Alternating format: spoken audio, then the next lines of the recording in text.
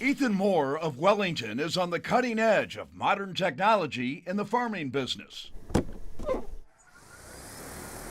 So this is a DJI T-40 aircraft, and it's equipped with just over a 10-gallon tank, which can also be switched to a spreader tank. The 22-year-old Moore says he learned about drones at Wellington High School and then began to focus on using the technology in agribusiness after witnessing how traditional crop duster planes damage the apple trees and bee colonies on his family's property. EPA, Europe, everybody has said we need to use less pesticides.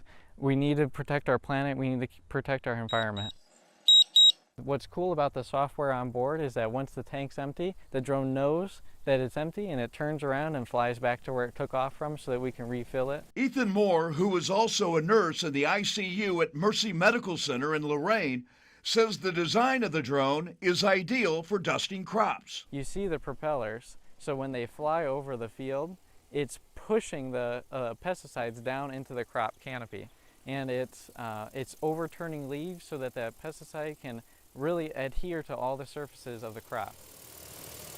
Capitalizing on growing concerns about the impact of pesticides and overspraying, Ethan Moore has now launched his own company, Lake Erie Drone, to offer the technology to farmers across Northeast Ohio.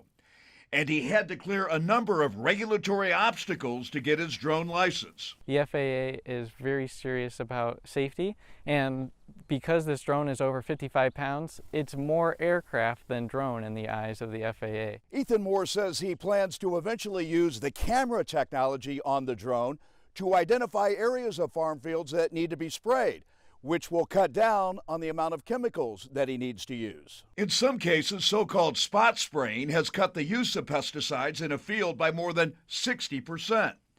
Ethan Moore says he believes drone technology will eventually increase the amount of crops each field will yield and improve the bottom line of each farm. Any way that we can create more food and try to bring that price down, I mean, everybody benefits. Jack Shea, Fox 8 News in Wellington.